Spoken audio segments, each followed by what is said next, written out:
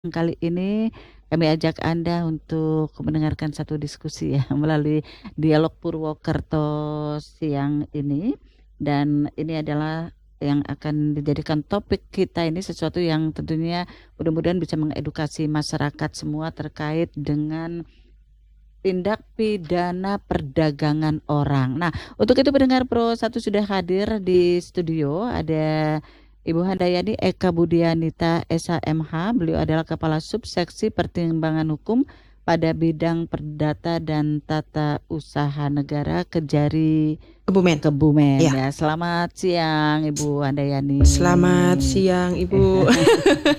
Terima kasih sudah hadir jauh-jauh dari Kebumen nih ke Iya, sini ya.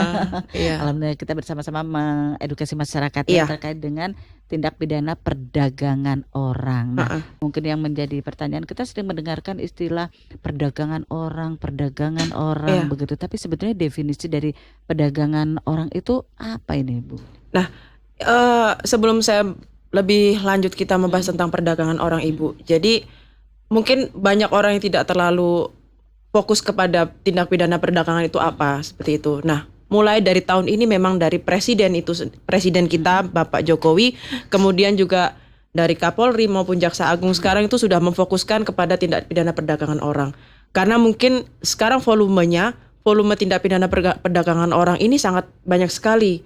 Ada dari masyarakat kita yang ditransfer ke luar negeri, kemudian banyak masyarakat itu yang tidak tahu bekerja apa, kemudian dibawa orang, ternyata dipekerjakan tidak sesuai dengan yang dijanjikan awal. Nah, itu secara umum kita berbicara tentang perdagangan orang. Nah, kalau kita berbicara tentang apa itu perdagangan orang, itu sama seperti kita membaca pada Undang-Undang Nomor 21 Tahun 2007 itu terkait dengan pemberantasan tindak pidana perdagangan orang, seperti itu. Nah, kalau terkait dengan definisi itu sendiri, mungkin masyarakat juga sudah bisa sekarang masyarakat kita sudah sangat canggih dan sudah sangat paham terkait dengan hukum. Jadi kalau saya mengutip dari undang-undang itu sendiri, tindak pidana perdagangan orang adalah tindakan perekrutan, pengangkutan, penampungan, pengiriman, pemindahan atau penerimaan seseorang dengan ancaman kekerasan, penggunaan kekerasan, penculikan, penyekapan, pemalsuan, penipuan, penyalahgunaan kekuasaan atau posisi rentan, penjeratan hutang atau memberi bayaran atau manfaat sehingga memperoleh persetujuan dari orang yang memegang kendali atas orang lain tersebut, baik yang dilakukan di dalam negara maupun antar negara untuk tujuan eksploitasi atau mengakibatkan seseorang itu tereksploitasi. Jadi yang pada intinya titik poin pada perdagangan ke orang adalah tereksploitasinya seseorang. Entah itu dari seksual, tenaga kerja, kemudian dari hal-hal yang bersifat menguntungkan orang lain tapi menjadi rugi bagi orang yang tereksploitasi. Seperti itu sih, Bu. Baik ya, jadi seperti itu ya pendengar, definisi dari perdagangan orang ini ya. Karena kita sering mendengar istilah itu begitu, perdagangan orang apa sih, orang dijual atau seperti apa gitu ya. Tapi itu sebetulnya bisa juga ya kayak semacam perbudakan kalau daerah dulu kan seperti itu ya. Iya. Jadi kalau misalnya supaya kita gampang memahami perdagangan orang ini seperti ini. Saya mencontohkan ada sebuah kasus. Jadi memang mungkin saya mudah-mudahan ya di Jawa Tengah ini tidak terlalu banyak, bahkan tidak ada perdagangan orang. Tapi kalau misalnya kita melihat dari daerah-daerah lain di Indonesia itu sangat banyak. Kita contohkan perdagangan orang itu yang tadi betul perbudakan. Kemudian ada beberapa orang. Tadi kan di dalam definisinya adalah karena suatu kerentanan seseorang, keadaannya rentan. Nah, ini yang bisa menyebabkan orang itu gampang untuk dimasuki orang, dijual sama orang atau dieksploitasi. Ada suatu kasus misalnya begini, ada orang-orang di daerah yang kurang paham. Kalau misalnya bekerja itu harus ada persyaratan sesuai dengan Undang-Undang Ketenagakerjaan. Kemudian ada orang, sini kamu ikut saya untuk bekerja. Kemudian dijanjikan sejumlah gaji. Kemudian rupanya misalnya mau dipekerjakan di Kebumen, di luar negeri atau di Jakarta. Kebanyakan di Jakarta, ambilnya dari Jawa Tengah, Jawa Timur, di Jakarta. Kemudian saya akan kerjakan kamu di satu PT si A. Rupanya ketika sampai di sana, yang bersangkutan dipekerjakan di B dan tidak dibayar gajinya. Nah, itu perbudakan yang dimaksud yang tadi Ibu sampaikan tuh seperti itu. Kemudian juga ada anak-anak yang dari daerah-daerah terpencil, kemudian anak-anak di bawah umur itu karena kan kita kalau kita bicara terkait dengan pekerja itu kan kita berbicara dengan ada kaitannya dengan undang-undang ketenagakerjaan. Itu kan ada persyaratan bagaimana berapa usia berapa usia anak untuk bisa bekerja, terus persyaratannya apa, kemudian siapa yang membawa dia bekerja itu kan dalam di ketenagakerjaan sudah tertata rapi. Kemudian itu yang kadang-kadang tidak dipahami masyarakat. Orang dipekerjakan anak-anak di usia di bawah umur, kemudian yang belum waktunya bekerja karena ada desakan ekonomi dari keluarga. Ini rata-rata kebanyakan mungkin karena desakan ekonomi. Iya, betul. Dia sekolah mungkin tidak bisa, sementara dia kondisi ekonomi keluarga seperti itu yang sangat rentan menjadi korban TPPO itu. Iya, TPPO. Sangat ini ya. Mungkin kadang-kadang rasanya kan banyak kasus yang saya tangani mungkin dari kejaksaan pasti banyak lah perkara-perkara seperti itu pasti mereka akan berbicara, saya sudah mendapatkan izin dari keluarga, saya sudah mendapatkan persetujuan dari keluarga. Nah, ini yang nanti kita akan bahas, apa keluarga ini yang menyebabkan anak-anak ini menjadi tereksploitasi secara tidak langsung seperti itu. Baik ya, seperti itu. Jadi sebagai orang tua pun ini harus paham nih, khususnya ini untuk yang di daerah, karena biasanya mereka yang menjadi korban sekali lagi biasanya karena terhimpit ya masalah ekonomi, begitu. Jadi mau tidak mau ya akhirnya salah satunya adalah dengan bekerja, begitu kan, sekolah sudah tidak mampu, begitu kan.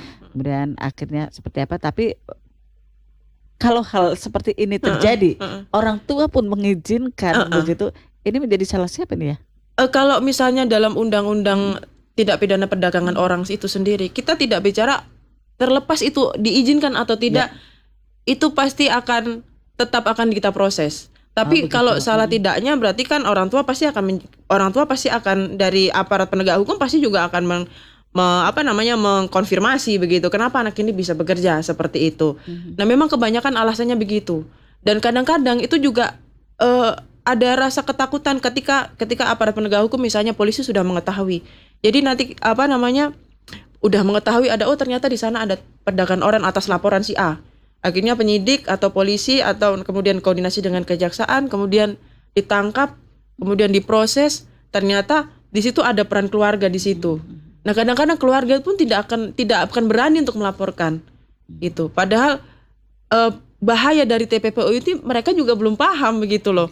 Mungkin dari awalnya dia dijanjikan untuk bekerja, ternyata di sana dijual sebagai pekerja seks komersial di kota besar. Nah, ini yang memang sangat prihatin. Makanya ini tindak pidana perdagangan orang sekarang menjadi extraordinary crime. Makanya menjadi perhatian presiden, perhatian dari aparat penegak hukum, khususnya Jaksa Agung juga.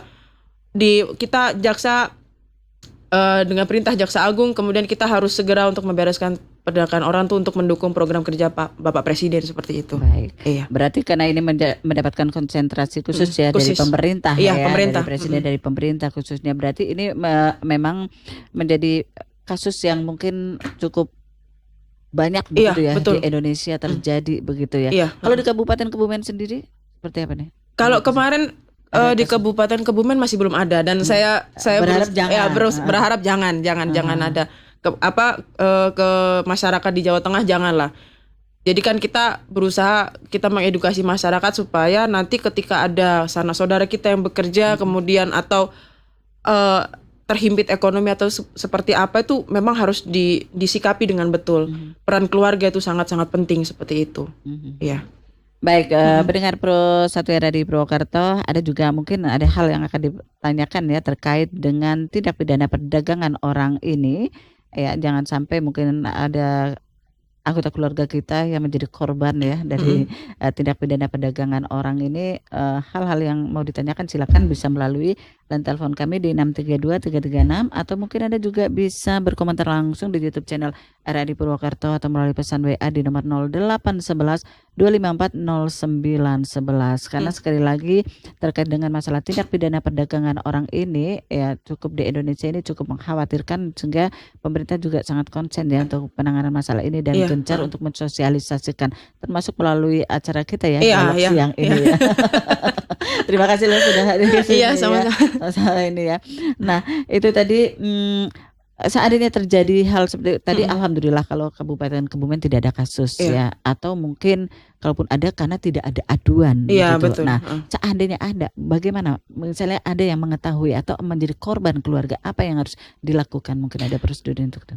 Jadi begini, karena memang ini sudah konsen dari presiden, jadi seluruh aparat penegak hukum khususnya di Kapolri sendiri, kemarin saya juga sempat berkomunikasi dengan teman-teman dari penyidik-penyidik itu ada, kalau tidak salah sudah ada 1.160.000 kasus itu yang sudah di sudah diidentifikasi kalau ternyata ada perdagangan orang itu.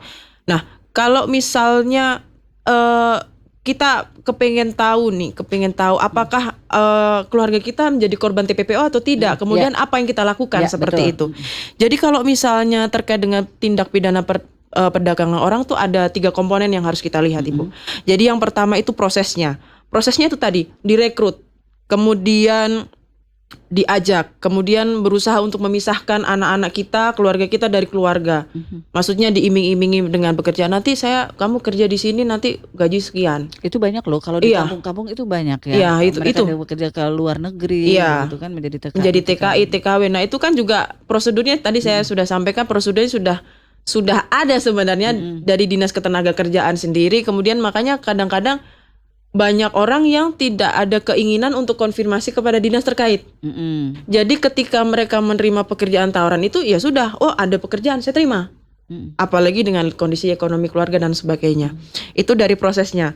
Kemudian pengiriman. Jadi setelah direkrut, diajak, dipisahkan dari keluarga, kemudian dikirim, diberangkatkan dari daerah sana ke daerah sana. Mungkin biasanya kalau perdagangan orang, biasanya itu pengirimannya itu secara terselubung. Misalnya kalau di Jawa ini kan semuanya kan sudah dengan transportasi darat sudah bisa kita jangkau. Nah, kalau misalnya kadang-kadang dari Jakarta atau dari Jawa ke luar Jawa, dari luar Jawa ke Jawa, ini biasanya menggunakan moda transportasi yang kira-kira tidak terdeteksi.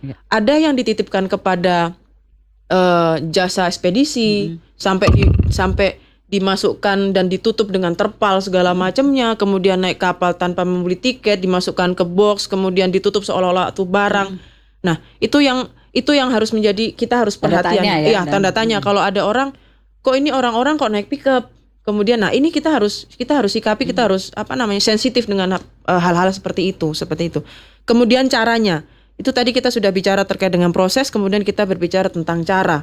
Nah, mencakup cara itu cara yang yang disebut di dalam Undang-Undang Perdagangan Orang itu bagaimana cara dia untuk mengajak orang, dipaksakah, ditipukah, atau dijanjikan sesuatu kah? Biasanya diiming-imingin. Iya, betul. Termasuk nanti keluarga udah dapat duit juga. Iya. Jadi ada ditinggalin gitu loh. Ditinggalin nanti keluarga ini biar saya urus. Terjamin. Nanti kamu kerja saja di sana kan seperti itu. Nah, kemudian ada yang ancaman kekerasan. Misalnya begini. Atau perjeratan hutang. Nah, ini yang banyak sekali. Kalau misalnya mungkin dari masyarakat kita, saya berharapnya di Jawa Tengah khususnya itu tidak ada. Biasanya itu penjeratan hutang, ancaman kekerasan. Jadi mereka tuh mau tidak mau, suka tidak suka melakukan sesuatu perbuatan yang diinginkan sama yang perekrut. Misalnya gini, kamu kan punya utang sama saya 50 juta. Ya udah kamu kerja jadi pekerja seks komersial selama sekian. Nah, ini kan berarti ini yang kita harus sikapi. Masyarakat harus memahami bahwasanya itu adalah salah satu tindak pidana perdagangan orang. Iya, ini harus kita harus sensitif dengan hal itu sebenarnya seperti itu. Apalagi sekarang yang disasar itu anak-anak segala macam yang sudah mereka yang sudah melek media sosial, ini sangat luar biasa bahaya. Mungkin nanti kita akan bahas sedikit tentang perlindungan anaknya itu sendiri. Kemudian tujuannya. Jadi tadi kita sudah bicara tentang proses, caranya seperti apa, kemudian tujuannya. Tujuan dari perdagangan orang itu hanya tereksploitasinya orang dan menguntungkan orang lain. Nah, ketika dipaksa, kemudian dijual, kemudian dibudakkan, kemudian diberikan upah yang tidak sesuai dengan perjanjian, ini nanti tuh biasanya mereka akan mendapatkan keuntungan dari tenaga yang kita sudah keluarkan. Nah, itu masyarakat juga harus sudah harus sensitif dengan itu. Kok gaji saya kok diberikannya kok nggak sesuai dengan perjanjian. Nah, itu memang harus kita sikapi dengan betul. Nah, bagaimana kalau kita mendapatkan sanak saudara kita atau misalnya kita sendiri mendapatkan perlakuan seperti itu? Yang pertama kita harus menghubungi pihak berwenang. Bisa ke kantor polisi. Kemudian nanti akan diidentifikasi apakah itu ada unsur perdagangan orang apa tidak, seperti itu. Kemudian nanti dari ketika sudah diketahui, diidentifikasi, ternyata ada dugaan tindak pidana perdagangan orang, maka dari penyidik atau kepolisian maupun kejaksaan atau instansi terkait akan berkoordinasi dengan lembaga LPSK yang di Jakarta, Perlindungan Saksi dan Korban, seperti itu. Jadi memang sangat mengerikan untuk saat ini tuh, sangat mengerikan perdagangan orang itu. Baik ya, ini memang kita harus hati-hati, jangan mudah tergiur, apalagi kalau seperti tadi yang dikatakan ya oleh Ibu Handayani ya, ke Budianita, beliau Kepala Subseksi Pertimbangan Hukum pada bidang Perdata dan Tata Usaha Negara ini ya, pendengar ya. Kita mungkin ada tidak atensi, tapi mendengarkan acara ini menjadi satu pencerahan ya buat kita. Memang tujuannya kita berdiskusi dialog di sini adalah memberikan pencerahan kepada masyarakat biar lebih melek hukum ya. lebih sensitif dengan kondisi. Juga lebih sensitif dengan kondisi, karena bisa saja anggota keluarga kita atau saudara kita atau tetangga kita atau siapapun ya, orang di lingkungan kita ini menjadi korban tindak pidana perdagangan orang karena ketidaktahuan ya, seperti itu ya. Jadi kalau yang legal pasti tidak akan terjadi hal yang demikian ya, harus melalui juga biasanya melalui Dinas Tenaga Kerja, informasinya kan di situ pasti akan lebih, perekrutannya juga jelas. Betul, jelas. Administrasinya juga sudah jelas, kemudian regulasinya juga masih dari Dinas Ketenagakerjaan maupun instansi terkait itu kan sudah dibakukan bagaimana supaya bisa bekerja di luar negeri itu dengan aman, dilindungi dengan negara, kan itu kan semuanya sudah sudah ada semua, sudah regulasinya sudah. Baik. Karena ini memang Bu Handayani, ini banyak kasus juga sih memang begitu ya, terutama di kampung-kampung gitu ya. Kampung-kampung ini karena datang banyak mungkin dari PJTKI yang ilegal itu kan, mereka menyasar begitu kan yang seperti itu, dan karena mendapat bonus mungkin kalau mendapatkan satu orang gitu, kayak pencari tenaga kerja gitu kan, mendapatkan bonus, jadi pokoknya asal begitu ya. Nah ini yang tentunya sangat-sangat jadi memang modus operandinya seperti itu. Kalau tadi dikatakan di daerah itu, di kampung-kampung itu memang ada orang-orang PJTK yang ilegal itu memang merekrut. Iya, memang seperti itu. Jadi modus operandinya adalah misalnya PTA menjadi penyalur tenaga kerja ilegal. Dia akan meminta untuk satu orang untuk datang ke kampung A untuk mencari. Nanti setiap satu orang yang kamu dapat atau dia bisa rekrut 1 juta. Nah seperti itu, 1 juta. Kemudian ketika pemberangkatan juga begitu, kadang-kadang KTP-nya KTP ditahan sama yang bersangkutan. Kemudian misalnya dia pergi naik pesawat atau ke luar negeri, pasportnya ditahan sama yang bawa. Nah, ini yang menjadi pertanyaan, dan ini memang biasanya modus operandinya sangat banyak sekali. Jadi gitu, 1 orang dapat 1 juta. Nanti 1 orang lagi 1 juta, 1 orang lagi 1 juta. Nanti pemberangkatannya dari PTA tadi, dia akan memberikan sejumlah uang untuk memberangkatkan mereka dengan budget yang pas-pasan, dengan cara ilegal, kemudian ditransfer ke sana, dipekerjakan di tempat yang tidak sesuai. Nah, seperti itu. Tidak sesuai dan gaji pun tidak sesuai. Mau pulang juga semuanya serba ditahan. Iya, semua ditahan, karena biasanya kalau perdagangan orang, identitas kita itu pasti akan dibawa sama perekrut.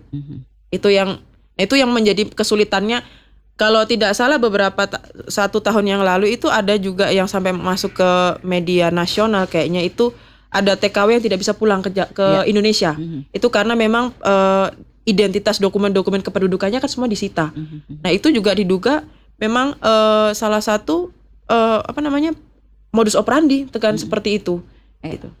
Baik ya, seperti itu pendengar. Jadi harus berhati-hati. Sekarang harus lebih cerdas lagi. Jangan tergiur hanya mungkin dengan iming-iming gaji yang tinggi, tapi sebenarnya Anda menjadi salah satu korban dari perdagangan orang ya. Dan ini bukan hanya, mudah-mudahan sih sekarang semakin apalagi dengan seperti sekarang nih melalui acara ini, dan tentunya dari Kebumen juga selain ke RRI selalu mensosialisasikan ini kan, memberikan penyuluhan hukum juga kan ya Ibu Handayani ya.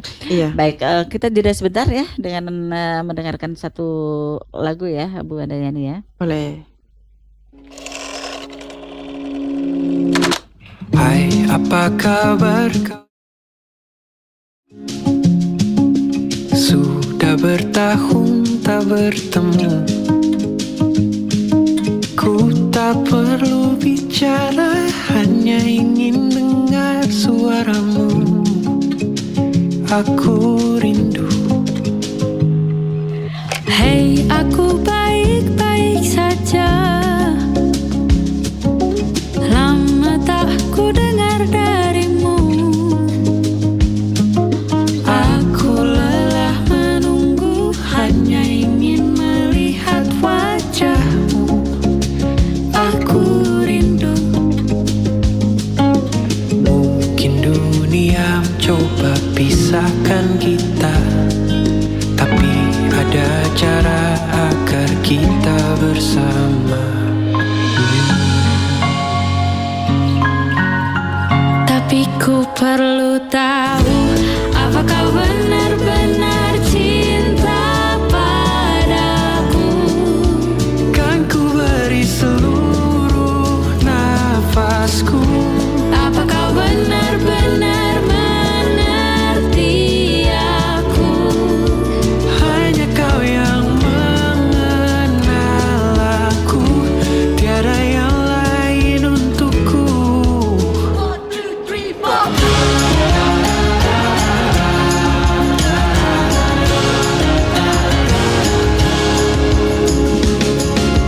Lahirlah sebuah cerita, Lahirlah sebuah cerita, perjalanan kita berdua, menyatu sampai yang kan ku kenang selamanya, mengulang setiap kata-kata yang kau ucap. Mungkin dunia mencoba pisahkan kita, tapi ada cara agar kita bersama. Tapi ku perlu tahu, apa kau benar-benar cinta padaku? Kan ku beri seluruh nafasku. Apa kau benar-benar mengerti aku? Hanya kau yang mengenalku. Ku tahu sedari dulu, perlahan-lahan waktu akan terus berlalu. Walau ku takkan mampu untuk menunggu, merindu sesuatu yang tak tentu. Apakah kita bisa kembali bersama?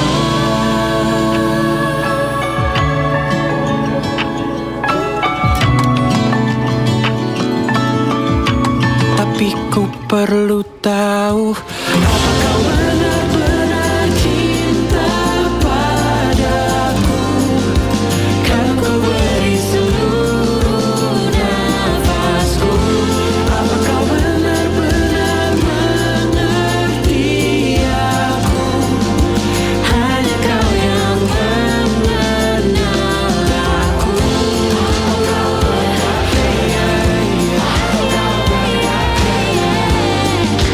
Cinta kepadaku. Apa kau benar-benar, apa kau benar-benar cinta kepadaku?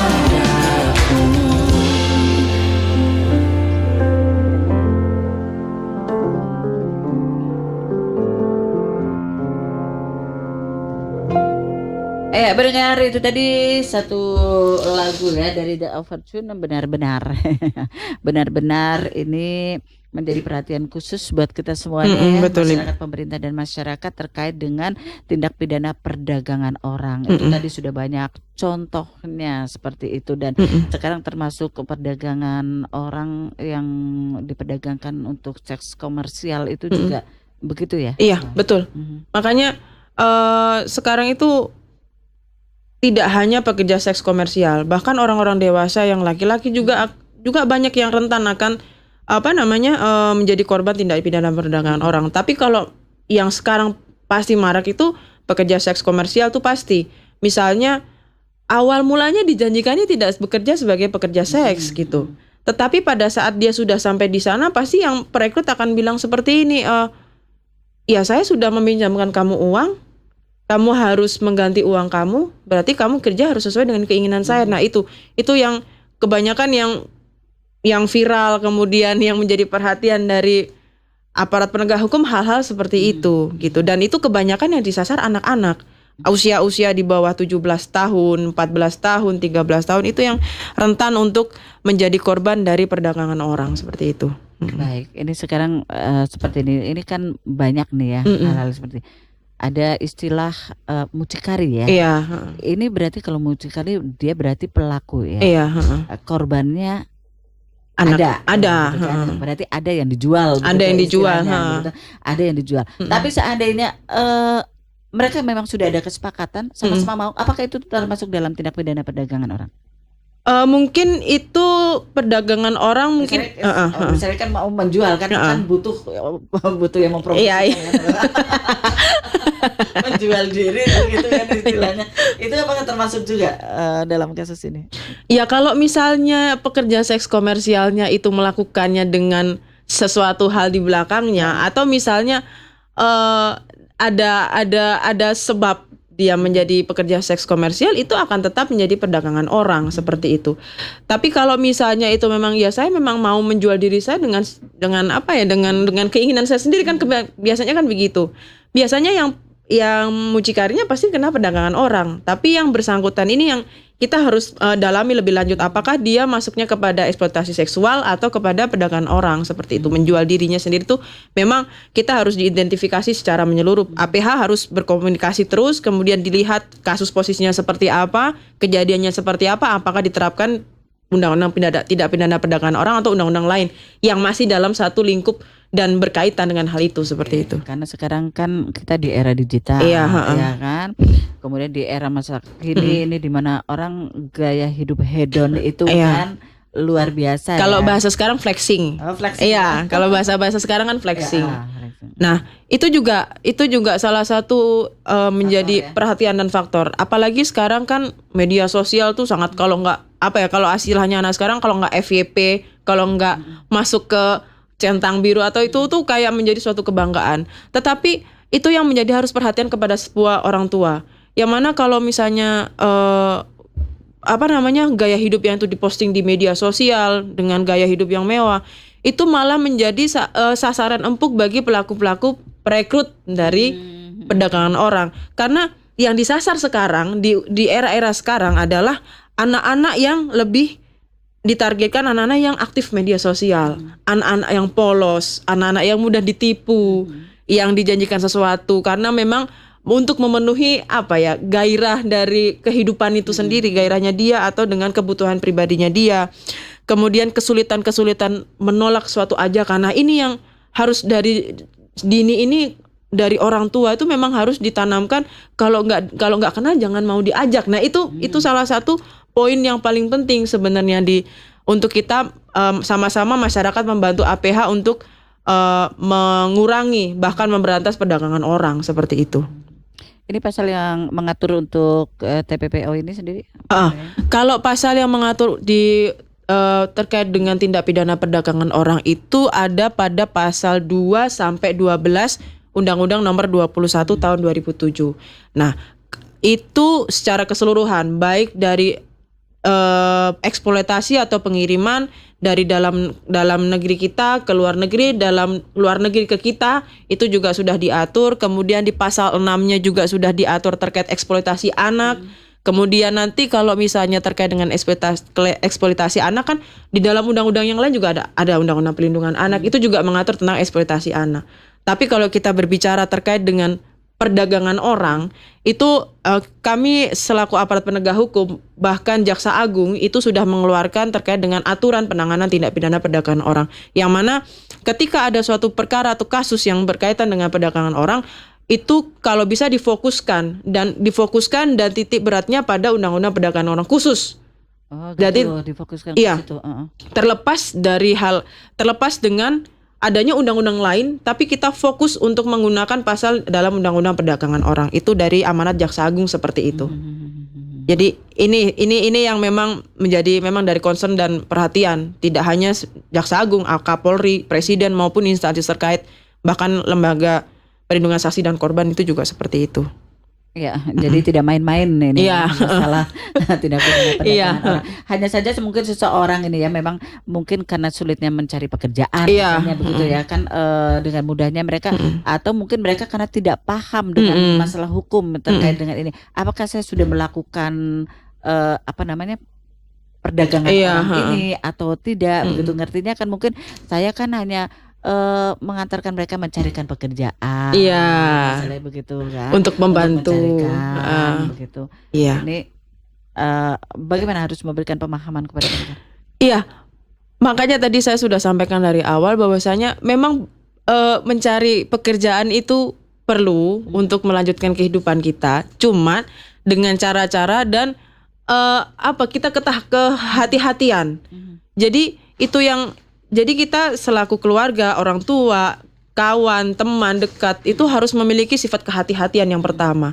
Yang kedua, kalau misalnya anak-anak yang usia-usia yang belum dikhususkan untuk bekerja, kalau bisa dan dihimbau kepada seluruh keluarga maupun orang tua itu fokuskan itu kepada tanggung jawab dari keluarga masing-masing seperti itu. Kemudian kalau memang harus bekerja tuh seperti apa? Lalu memang kok taraf kehidupan saya kok gini-gini aja, kita harus bekerja. Nah, silakan komunikasi dengan instansi terkait. Karena memang sekarang kan kita sudah pemerintah daerah sudah menyediakan ada lapangan pekerjaan, Betul. kemudian dinas-dinas terkait yang mengurus terkait dengan ketenaga kerjaan. Silakan komunikasi dengan dinas terkait. Silakan komunikasi dengan aparat penegak hukum. Apakah ada suatu kejanggalan, kemudian apakah ada sesuatu keanehan atau kira-kira ada yang harus dipertanyakan? Jangan takut, jangan sungkan untuk bertanya kepada aparat penegak hukum, baik dari kepolisian, pasti akan ditanggapi dengan baik. Mau ke kejaksaan silahkan. Kemudian di kejaksaan juga ada namanya jaksa pengacara negara yang memberikan penerangan hukum. Semuanya sudah ada. Tinggal masyarakat ini jangan jangan segan atau berusaha untuk menutupi, kemudian ini kan urusan rumah tangga saya, urusan dapur saya. Biasanya seperti itu. Iya, iya. Jadi Itu suka-suka kita dong. Ya begitu suka-suka saya dong. Nanti kalau ada masalah baru ini. Karena pasti biasanya ya seperti tadi mungkin menggiurkan keluarga yang ditinggal misalnya ini Iya, yang bekerja di luar negeri ya. Keluarga yang ditinggalin, gitu, ditinggal. terjamin lah ya, maksudnya dikasih jaminan.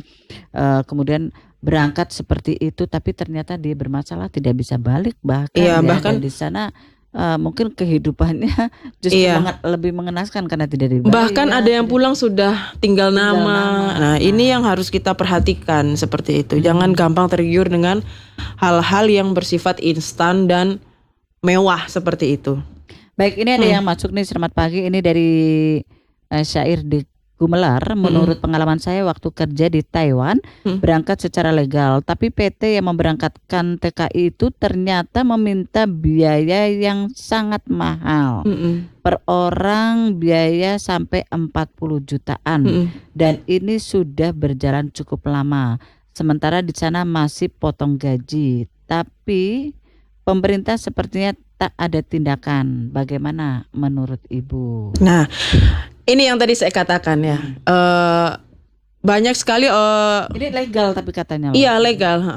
Nah, makanya perlunya memiliki edukasi, perlunya untuk berkomunikasi dengan dinas terkait. Apakah dibenarkan terkait dengan pungutan yang 40 juta itu, padahal gaji saya juga dipotong, kemudian ini legal, tapi apakah potongan itu memang keberangkatan itu memang sudah sesuai dengan aturannya? Ini kan kita harus cermati begitu. Maka dari itu kalaupun PT yang bersangkutan 40 juta, memang kalau misalnya secara umum kita berbicara perdagangan orang, itu biasanya kalau diambil uangnya itu ada indikasi ke situ. Sebenarnya ada indikasi ke situ. Nah, tapi kalau secara administrasi kePT-an mungkin dia legal. Nah, tapi kalau misalnya terkait dengan perekrutannya itu kok sampai diambil 40 juta. Nah, ini siapa yang dimintain uang seperti itu? Mungkin alasannya buat administrasi, visa, ya, transportasinya, Iya, biaya hidup selama itu. Nah, yang penting adalah ketika tadi siapa, Mbak, Ibu? Ini syair namanya. Heeh. Said apa syair nih? Ah, Kurang jelas. Ya yang Di Gumelar. Gumelar, Mas Gumelar lah ya. Di Itu Gumelar. ketika bekerja di sana, apakah tidak sesuai dengan dia tetap sesuai dengan perjanjiannya atau seperti apa?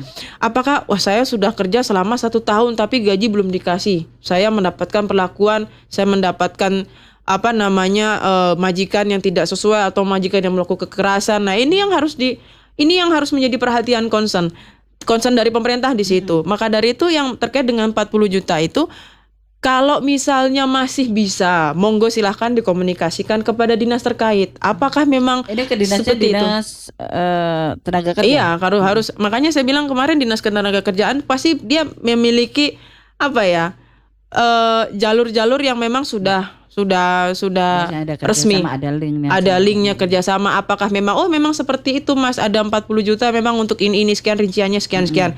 Nah kalau misalnya dipungut 40 juta itu, masyarakat yang dipungut pun harus dengan cermat untuk apa 40 juta Ya, itu harus digunakan ditanyakan. untuk harus ditanyakan 40 jutanya itu untuk biaya visa, biaya ini, biaya. Nah, apakah ketika sudah memberikan 40 juta, apakah Mas mendapatkan apa yang Menjadi haknya. Nah, betul itu. Itu sih memang menurut pendapat saya di situ. Jadi sifat kehati-hatian itu tadi. Saya bicara sifat kehati-hatian, sifat apa namanya?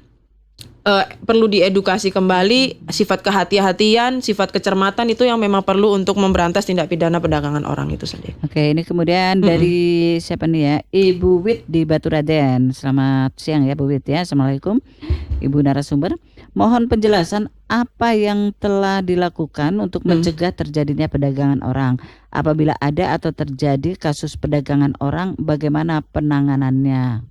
Ya, Bu Wit tadi ya dari di Baturaden. Baturaden. Nah, apa yang dilakukan ketika sekarang sudah banyak sekali kejadian perdagangan orang? Kita aparat penegak hukum khususnya kejaksaan, kita selalu berkomunikasi dan berkoordinasi dengan aparat penegak hukum lain. Misalnya contohnya kepolisian, dan untuk Jaksa Agung sendiri terkait dengan tindak pidana perdagangan orang itu tidak main-main Ibu. Jadi misalnya dari Kejaksaan Negeri Kebumen ada menangani suatu tindak pidana perdagangan orang, itu kita akan penanganan perkaranya itu pasti langsung kita tujukan kepada Jaksa Agung, kepada Jaksa Agung Muda Pidana Umum. Nah, dari berapa jaksa melakukan tuntutan terkait dengan pelaku-pelaku perdagangan orang itu dari Kejaksaan Agung yang memutuskan. Jadi kita tidak hanya di Kebumen saja dari Kepala Kejaksaan Negeri Kebumen, tapi kita juga sudah Kepala Kejaksaan Tinggi Jawa Tengah, kemudian kita juga ke Jaksa Agung. Nah, itu salah satu bentuk concern kita untuk pemberantasan tidak pidana perdagangan orang. Itu yang pertama. Terkait penegakan hukum, kita tidak main-main, kita akan sesuaikan dengan aturannya, perundang-undangannya kita terapkan. Kemudian yang kedua, kita secara masif melakukan edukasi kepada masyarakat. Contohnya kita melakukan melakukan kunjungan, atau kemudian kita melakukan seminar, melakukan ya seperti kita lakukan sekarang. Kita melakukan siaran di RRI Purwokerto ini salah satunya Mengedukasi masyarakat. mengedukasi masyarakat terkait bahayanya perdagangan orang. Nah, ini kita lakukan secara masif. Tidak hanya di RRI Purwokerto, tapi kejaksaan maupun kepolisian pun sampai sekarang masih memberikan pemahaman kepada masyarakat dari satu desa kepada desa yang lain maupun kecamatan untuk supaya menjaga supaya minimal dari Kebumen maupun Jawa Tengah itu terbebas dari perdagangan orang. Baik, seperti ya, itu. seperti itu Bu Wit yang ada di Baturaden. Jadi tidak main-main ini kalau masalah penanganan kasus perdagangan orang ini, seperti tadi disampaikan oleh Ibu Handayani ya. Makanya itu sekarang kan tadi dikatakan gencar sekali, termasuk siang hari ini juga di RRI Purwokerto mensosialisasikan ya hal ini agar masyarakat paham, melek juga ya terkait dengan kasus ini. Jadi hati-hati jangan menjadi korban ataupun menjadi pelaku. Iya, betul. Ya. Karena kalau Anda menjadi pelaku itu tentu ada pasal yang menjerat Anda ya. Hati-hati. Makanya tagline-nya kan judul kita pada siang hari ini adalah waspada. Waspada perdagangan orang. Nah, makanya kita sama-sama waspada, kita sama-sama untuk berhati-hati, kita sama-sama saling mengingatkan. kita mengingatkannya dari lingkup terkecil, lingkup keluarga dulu, kemudian sanak keluarga, saudara, orang tua, kemudian silakan berkomunikasi dengan aparat penegak hukum yang terkait. Kalau masalah tenaga kerja silakan komunikasi dengan dinas terkait, seperti itu. Paling aman memang mungkin kita mencari informasinya dari dinas tenaga kerja. Iya, Dan betul. sekarang tidak harus ke kantor dinas tenaga Iya. kerja karena sudah ada web, Sudah ada web, media sosial, hotline atau Ya, semuanya itu pasti sudah seperti bisa itu. diakses oleh masyarakat. Baik, ini nampaknya masalah ini menjadi concern masyarakat juga. Ini banyak yang masuk juga ini ya, yang WA juga ini. Ada Ibu Devi Purwati di Purwokerto. Selamat siang Ibu Devi ya. Untuk edukasi kepada masyarakat tentang perdagangan orang ini seperti apa, utamanya bagi yang di bawah umur. Banyak yang tidak mengetahui saat mereka mendaftar karena iming-iming yang menggiurkan. Setelah berangkat ternyata itu perdagangan orang yang mana identitas seperti KTP dan lainnya ditahan. Itu Iya, tadi sudah dijelaskan ya. Ini kemudian tapi nanti bisa diperjelas lagi. Ini ada Pak Ali ya, sebentar langsung saja ini. Kenapa kadang tuntutan jaksa tak didengar hakim, tuntutan 20 tahun dibebaskan? Biasa ya Masyarakat. kalau ada kesempatan pasti langsung deh ya. Oke, kembali ke topik nih, ini masalah TPPO dulu biar tuntas ya. Oke. Jadi terkait dengan anak-anak tadi saya sudah bilang, sekarang karena memang sudah concern, karena kita juga programnya dari Kejaksaan Agung itu sangat luar biasa untuk menjaga masyarakat. Tidak hanya dengan kita sekarang berdiskusi di RRI, ada juga kita punya program namanya Jaksa Masuk Sekolah. Di Jaksa Masuk Sekolah juga itu juga akan menjadi salah satu wadah bagi para dari kejaksaan, khususnya Kejaksaan Negeri Kebumen untuk mensosialisasikan kepada anak-anak. Biasanya anak-anak yang anak-anak SMP, SMA yang sudah mau beranjak lulus itu kan, kemudian kalau nggak kuliah pasti kerja. Ya. Nah, itu biasanya gitu. Kita biasanya mensosialisasikan terkait dengan kenakalan, terus seks bebas, kemudian sekarang perdagangan orang. Ini kita sudah masuk kepada sekolah-sekolah untuk intinya untuk memberikan bekal lah untuk Jaksa Masuk Sekolah. Iya, kita punya program namanya Jaksa Masuk Sekolah. Dan di setiap kejaksaan, setiap kantor kejaksaan pasti punya program itu. Nah, itu juga salah satu wadah yang diberikan kepada masyarakat yang sudah disediakan oleh Jaksa Agung untuk salah satunya untuk menjaga masyarakat, salah satunya untuk untuk memberikan edukasi kepada anak-anak. Kalaupun memang ada sekolah-sekolah yang biasanya ada sekolah-sekolah yang pengen diberikan edukasi, maka sekolah tersebut juga bisa memohon kepada kejaksaan untuk memberikan begitu ya. edukasi. Iya. Ada permintaan dari pihak Bisa biasanya ada permintaan juga bisa, kemudian kita yang datang untuk bersosialisasi juga bisa, kemudian kita juga mensosialisasikan di media sosial kita, kemudian banyak ketika pokoknya yang penting ada kesempatan bertemu dengan masyarakat, saya yakin dan percaya semua aparat penegak hukum pasti akan memberikan sosialisasi tentang itu, gitu.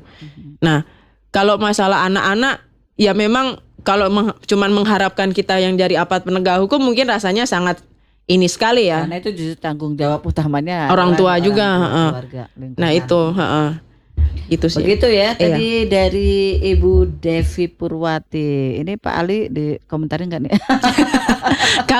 Kalau masalah putusan jaksanya tuntutan jaksa 20 tahun, kemudian hakimnya tidak sependapat, itu memang dari setiap aparat penegak hukum punya pendapat masing-masing. Jadi kita saling menghormati, kalaupun tidak sesuai pasti kan ada upaya hukum dan langkah-langkah hukum yang lain untuk tetap kita mengedepankan kepentingan masyarakat seperti itu. Begitu Pak Ali ya. Ya baik, sekarang kan begini, termasuk TPPO yang khususnya ke anak ya. Iya, Bahkan sekarang pun yang menjadi pelaku ini banyak juga anak-anak ya. Iya. Karena mungkin mereka lebih lebih bisa ya karena memang sepantaran gitu ya, betul. pergaulannya begitu kan mungkin lebih enak untuk menjaringnya. Iya, gitu. biasanya begitu. Kalau anak-anak ada memang tadi kan saya sempat singgung tadi awal, kalau anak-anak ini kita bagi menjadi dua. Anak pelaku, anak korban. Anak pelaku tuh anak pelakunya tuh dijadikan perekrut karena mereka mudah berbaur, itu tadi yang disampaikan sama Ibu. Dengan target korban anak-anak yang lain. Jadi biasanya itu karena memang ada yang punya iPhone bagus, kok bisa punya iPhone bagus, gimana caranya? Nah, itu kan karena akibat pergaulan. Begini loh. Iya, caranya begini loh. Ini aja ikut ini. Saya kerja di sini. Nah, itu. Kemudian dipaksa untuk melakukan atau merekrut anak lain juga untuk meringankan beban hutang atau dengan iming-imingin janji kebebasan. Anak-anak zaman sekarang ini sangat apa ya? Kebanyakan jiwa kebebasannya kan merasa terkekang dengan keluarga atau orang tua. Nah, Dan untuk mencapai tujuan kepengennya yang instan. iya, terus kemudian kan biasanya orang tua pasti tidak memberikan kebebasan karena dia belum bisa mencari uang sendiri, belum bisa memperoleh gaji sendiri atau untuk kehidupan itu kan masih dengan orang tua. Nah, janji kebebasan ya udah kalau misalnya memang kamu bisa punya uang sendiri ya silahkan. Nah, itu yang biasanya menjadi sasaran empuk bagi anak-anak yang satu pantaran yang kemudian mengajak hal-hal yang bersifat negatif, kemudian itu ternyata perdagangan orang. Nah, makanya tadi saya sudah katakan peran dari orang tua itu sangat penting begitu. Kemudian memanfaatkan fasilitas media sosial atau memulai dengan lingkaran pertemanan terdekat. Nah, makanya tugas juga untuk membimbing itu untuk memilih dengan siapa dia berkawan, dengan siapa lingkungannya, di sekolah itu dengan siapa. Misalnya memang sekolah itu kan bisa titip dengan guru. Kemudian memang harus orang tua harus tetap secara memantau terus perkembangan dia, berteman dengan siapa, kemana dia pergi, apa yang dia lakukan di luar, kemudian gaya hidupnya dengan teman-teman seperti apa. Ini menurut saya ini hal yang paling harus diperhatikan dengan keluarga, khususnya orang tua seperti itu. Kadang-kadang anak suka ngomong juga kan, kepo amat si mama begitu. Iya, kepo amat kayak enggak. Ya masih muda ini kan gitu ya, anak-anak zaman sekarang begitu. Mungkin masalah komunikasi ya dengan betul. Benar-benar orang tua harus bisa juga mencari teman ya. Iya, betul. Dia akan bisa mencurahkan apa segalanya kepada orang tua. Jadi kita jangan sampai kecolongan lah jadi orang tua. Iya, betul. Makanya itu yang sangat bahaya. Lingkaran tindak pidana atau kejahatan itu biasanya itu kita tidak terlalu luas mencari orang-orang pelakunya di luar, tapi orang lingkup-lingkup terdekat kita malah. Oke, gitu. Ini ada yang melalui YouTube channel RRI ini ada yang berkomentar sebentar. Dari Mauri Larissa ya, selamat siang. Untuk kasus perdagangan orang di Jawa Tengah sendiri seperti apa? Rata-rata modusnya bagaimana? Apakah semakin marak setiap tahunnya? Ya, tadi saya sudah sampaikan dari awal bahwasanya memang kemarin sampai tadi saya juga sebelum berangkat ke RRI Purwokerto saya masih bertanya apakah di sini ada tindak pidana perdagangan orang apa tidak. Kebetulan saya baru mutasi ke Kejari Kebumen. Sebelumnya saya di Nusa Tenggara Timur, dan kalau di Nusa Tenggara Timur saya banyak sekali perkara-perkara seperti itu atau tindak pidana itu. Tapi ketika saya sebelum ke sini memang sampai saat ini alhamdulillahnya belum ada. Tetapi kemudian tidak menjadikan kalau tidak ada itu kita berarti menjadi lengah. Atau mungkin dari keluarga yang tidak mengetahui. Betul. Atau mungkin dari keluarga atau teman-teman yang tidak melapor atau teman-teman yang menutupi atau tidak tahu kalau itu tindak pidana perdagangan orang. Nah, makanya tujuannya kami dari Kejaksaan Negeri Kebumen khususnya kepada seluruh pendengar dari RRI Purwokerto ini kan memberikan edukasi supaya kita sama-sama sensitif. Tadi saya sudah katakan sensitif ketika kita melihat sesuatu hal yang aneh terkait dengan orang ini bekerja kok tiba-tiba kaya atau apa, nah atau hal-hal yang bersifat paksaan, kemudian orang-orang yang mungkin di daerah-daerah yang memiliki hutang kemudian harus dengan melakukan sesuatu hal yang sebenarnya dia tidak mau, tapi karena dia punya hutang, terjerat hutang itu dia terpaksa harus melakukan hal-hal yang diinginkan sama perekrut. Itu yang menjadi concern kita pada siang hari ini begitu. Nah, ini yang terakhir ini yang sangat menarik. Pasti banyak itu ya kasus-kasus demikian karena merasa terpojok. Iya, betul. Tidak bisa mungkin terlibat hutang seperti itu ya. Mau tidak mau akhirnya mengikuti. Iya, mengikuti bagaimana caranya untuk membayar hutang itu. Iya, makanya tadi saya sampaikan yang menjadi sasaran paling pas untuk para perekrut orang-orang menjadi korban perdagangan orang adalah posisi rentan. Jadi posisi rentan itulah posisi di mana orang tuh tidak bisa menguasai dirinya sendiri. Atau dia pada saat itu memang dia membutuhkan bantuan orang lain yang betul-betul dia sudah tidak bisa melakukan apapun. Itu yang dimanfaatkan kepada orang-orang yang berkuasa untuk menguasai dirinya sendiri. Dan itu banyak, pasti saya yakin banyak kejadian seperti itu. Cuman karena merasa dengan alih-alih utang budi, dengan alih-alih saya sudah membantu kamu, kemudian kamu harus melakukan pekerjaan sesuai dengan mau saya. Nah ini pasti kalau di kota-kota besar itu, kecuali ini ya, kita kalau pekerja seks komersial sepertinya sudah umum kita bicarakan, di kota besar maupun di kota kecil itu pasti ada di situ. Mau yang tersembunyi maupun yang terbuka itu pasti, kalau tidak diam yang mau, atau memang dia yang punya utang. Sama dengan di daerah juga begitu. Kalau memang dia punya utang, kamu bekerja tapi saya tidak gaji, saya cuma butuh tenaga. Makanya yang dieksploitasi itu tidak hanya secara seksual tapi tenaga. Terus kemudian itu tadi yang tadi disampaikan di sini pada awalnya, perbudakan. Perbudakan berarti kan dia melakukan sesuatu hal, pekerjaan tanpa dia mendapatkan upah, gaji yang sesuai atau layak. Nah, biasanya itu yang menjadi modus operandi di kalangan masyarakat kita seperti itu. Ini sangat-sangat menarik ya, karena respon dari pendengar juga luar biasa. Sampai saya mau menanyakan penuntutan TPPO yang melibatkan anak. Iya. Sekilas sekilas, karena waktu kita sudah sangat mepet. Kalau penuntutan yang berkaitan dengan korban anak itu pasti di pasal 6 Undang-Undang 21/2007 terkait dengan pencegahan tindak pidana perdagangan orang. Nah, itu juga penuntutan terkait dengan anak itu kan juga sama dengan yang tadi saya sudah sampaikan, itu ada dalam Undang-Undang Sistem Peradilan Pidana Anak maupun Undang-Undang Perlindungan Anak. Tapi karena ini kita berbicara tentang perdagangan orang, maka dari itu undang-undang yang kita pakai atau kita fokus dan kita utamakan adalah Undang-Undang Perlindungan Anak. Nah, di dalam maksud saya Undang-Undang Perdagangan Orang. Kemudian terkait dengan di Undang-Undang Perdagangan Orang sendiri itu ada yang dikenal dengan namanya restitusi. Nah, apa itu restitusi? Nah, restitusi adalah pergantian. Maksudnya ini. Jadi